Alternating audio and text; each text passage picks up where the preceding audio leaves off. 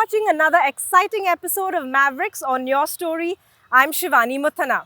You could be out here on the football field or eating a slice of pizza. Every situation has an interesting concept that you can learn from in a fun way. That's at the core of this mathematical geniuses startup.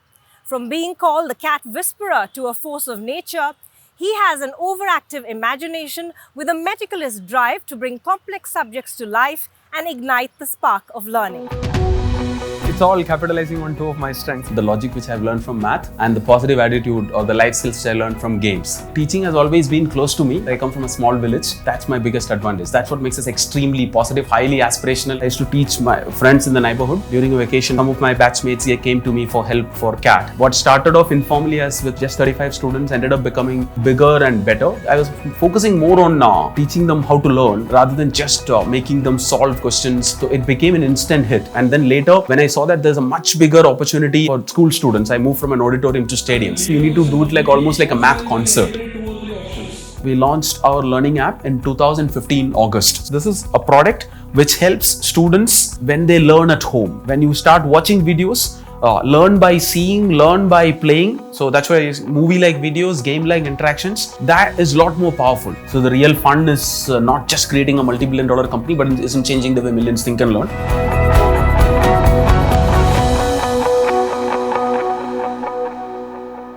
I always believed in doing things which I like and doing things which I'm completely convinced about. The products which has built the company is just an extension of that. I went to a normal Malayalam medium school. So most math and sciences, I've learned those two on my own. When you learn on your own, I think that's when you learn the best. You'll never miss out on that curiosity, which is a necessity in learning. The education system which is followed in most parts of the world is to make sure that people follow compliance. That creates obedient factory workers. But what is happening is the creative thinking part of it is completely ignored. Somehow we need to make sure that we create students who are becoming more and more active learners, those who take initiative in learning. Schools are important, teachers are important because that's where you learn a lot of social skills, life skills, but subjects which you like and things which you like bring that desire to learn back in your system, back in schools, among students. Initially, I used to teach myself and I used to teach my friends in the neighborhood. When I was in 8th grade itself, I used to teach students who were in 11th and 12th, especially math, because math is something which I've learned well beyond curriculum. It just got extended. I became an engineer, worked outside India. During a vacation, when I came back to India, some of my batchmates here came to me for help for CAT, which is an entrance exam to get into IIMs. And that's when what started off informally as with just 35 students ended up becoming there were 1200 students in my 6th session. So it kept on becoming bigger and better. I started traveling and started doing these sessions in 9 different cities. I was focusing more on teaching them how to learn and rather than just making them solve questions, hundreds of questions, because that's how they are used to preparing for entrance exams. So it became an instant hit.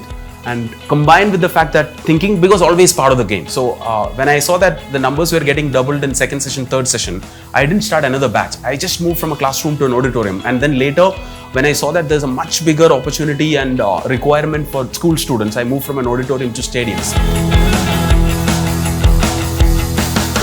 Kept on pursuing my passion to teach. It ended up becoming a business. Most of the sessions were recorded in one place and we used to broadcast in other places. We started doing that from almost from 2009 onwards. Once we started building the product, just a basic video of a teacher teaching and then started broadcasting, that we realized that won't work with school students. School students where there are no important exams for them to take. I'm talking about, let's say, a 7th grader or 8th grade student. So then we started experimenting on multiple formats. We started using animation with teachers, the live action the formats. Those days we had an advantage because when we were experimenting those new formats, we were also experimenting with real students and large number of students. So today, if you take a look at our product, you will see there are teachers teaching with animation, which helps teachers to help explain concepts in a highly visual contextual format. We started creating content from 2011 onwards. So even though the brand was not big, we were not funded that time, I was able to attract some of the best talent, those who were really passionate about the subjects. First 300 people who joined the company, most of them were my students. We were patiently building a high quality product and enough quantity of it before we figured out the right format and the right distribution platform.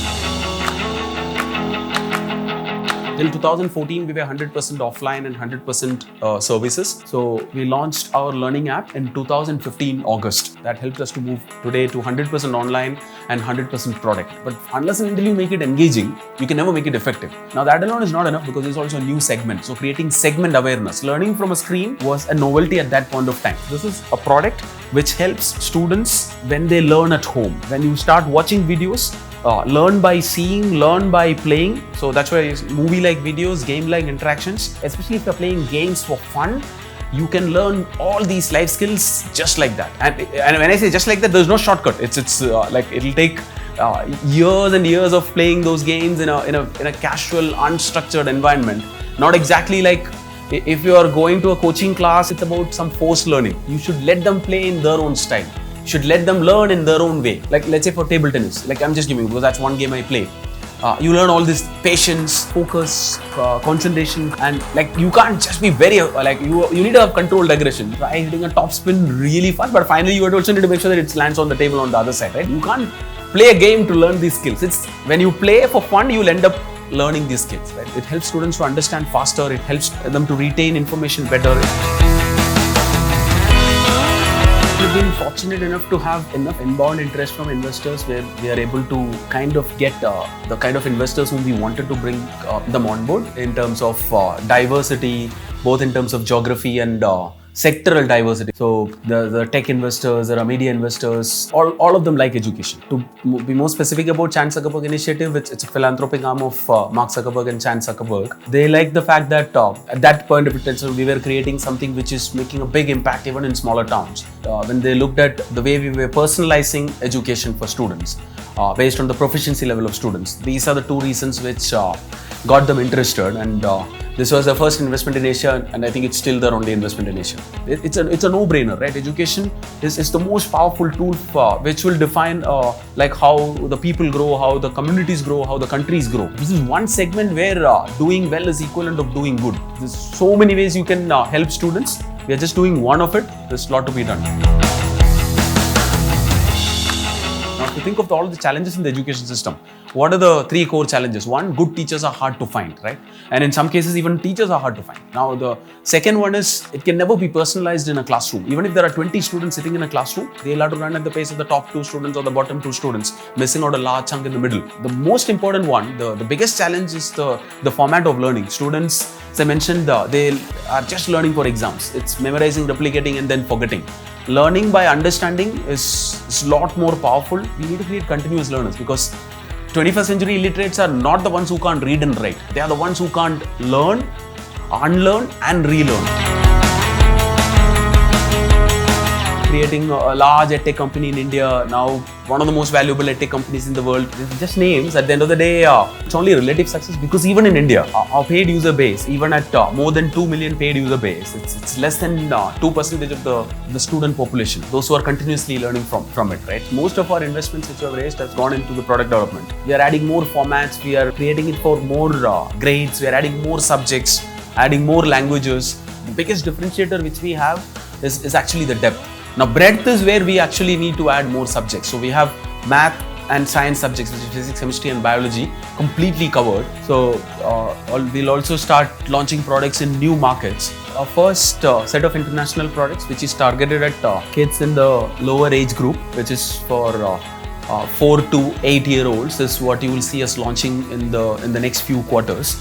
So we are creating a very powerful product with partners who will bring us some of the most popular characters for those particular age groups, which will help us to get a head start when we launch. Now, apart from that, we're growing at 10% month on month. Every like 7 to 8 months, we are doubling the numbers. It's directly proportional to the business growth. So we are on the right path, but it'll take so many more years before we, I'll say we are creating a revolution. We're just completing 4 years since app launch. First 3 years, we saw the revenue growing close to 100% year after year. This year, we just finished growth at close to 200% growth, finishing there at 1400 plus crores revenue. On a full year basis, we are profitable in India this year. Overall, free users is more than 34 million. The continuous users, those who are the paying and using the app on a continuous basis. So that's close to 2.4 million paid users on an average, and they spend more than an hour on the application. 85% of them renewed from last year to this year is a validation of its effectiveness, because it's a paid app, and parents, if they don't see improvement, they will never spend again. That's why we are so excited about the future potential of what we can do. It's a different set of challenge because scaling is different from making it for the first time, but it's challenging. You need to make sure that the innovation on the content side is happening, where it's becoming more engaging, more effective, more personalized. As an extreme case, I'll tell that I'm never going to teach my son one-on-one. It's not because I don't have time. It's because that's still inefficient compared to the products which are built.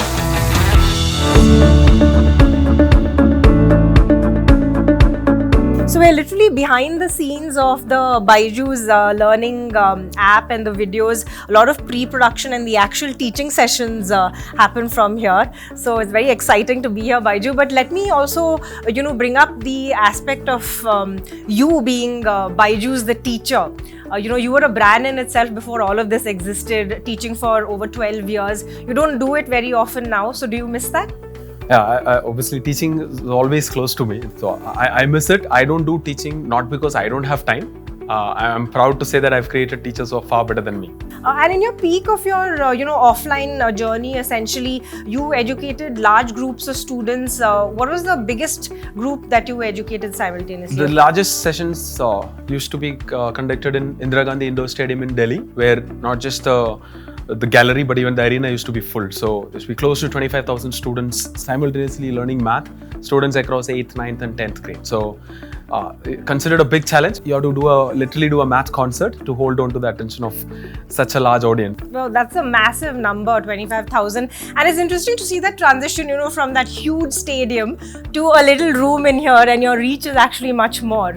So that journey is really fascinating. Have there been any subjects or topics that you've grappled with? I know that you went to a Malayalam medium school, so English really didn't come easy. Was that a bit of a struggle for you? I never take anything as a struggle. As almost like I'm always curious to learn, like that hunger to learn was always there, aspiration was there. So because of which I ended up learning the English. I'll say I always think it's average English, which I've learned by listening to cricket commentary on radio. And now I was not listening to cricket commentary to learn English. It just happened the other way around. And almost everything is like that. Right? When you do things which you like, when you use that as a means to learn, you end up learning in the best possible format. You've been known as the master of hacks and shortcuts when it comes to learning. So do you have any such shortcuts that you've adopted in life to get things done, or at work to get things done? Even the shortcuts which I used to teach students for competitive exams is because of a strong foundation in learning. So there is no, when you learn right, you will have enough shortcuts. You will know which one to use. There's no shortcut to learn them. It's real hard work. And so the same way, I also don't believe in shortcuts in life. It's all about, obviously, it's a function of dreaming big, thinking big. That's 50%. The other 50% is about doing it step by step. How you go and execute, how you learn from your mistakes, how you do the course correction. Having a very dynamic plan is critical, especially when you're in a segment like ours, which is where there's no playbook for success. A lot has also been said about your love and passion for maths and sports, that they are your lifelines. But we also know that you had a particular favorite student as well. Math is what helped me to become a kind of a popular teacher, which created a large student following, to some extent fan following, which helped me to create a company. Math is what I use to impress my investors, and math is what also helped me to, on a lighter note, is what helped me to impress my life partner also. That's a great way of looking at it. So there have been a lot of tags given to your name. One that stands out is that someone from the investor community called you a force of nature, which essentially means you're unstoppable. What do you have to say to that? I think anyone who's doing something which they are truly passionate about might come across like that. That might be a reason. Now, apart from that, I don't think anyone is unstoppable. But you'll hit so many roadblocks. But again, if you're truly passionate about and convinced about what you are doing, you won't take no as an answer, and you will be at it till you get it. That's great. You can literally see the passion bouncing off these walls, bouncing off you, and of course the entire team. Now, going forward, what is your next big maverick move or big bold bet, next big step? Yeah, there are two important things which we are doing. One is going deeper in India, because there's a lot to be done. Like, we need to make sure that a lot more students are getting used to this kind of learning. And once they experience this is something which they will like, and they will start continuously learning from this. Apart from that, the second one is we are also creating some strong international products for global markets for kids learning segment. And in fact, this is the same studio where some of those most popular YouTube teachers, they come and do the recording here, and we do the post-production. So everything is done in-house. So we are bringing them here so that, and why that's important is because that's one way to localize, because the kids over there, they can relate to the teachers, the accent will be similar. So we do that here. And that's the second big thing is that kids learning as a category is we want to create and own. All right. Thank you so much for being our Maverick on this episode, and all the very best. Thank you.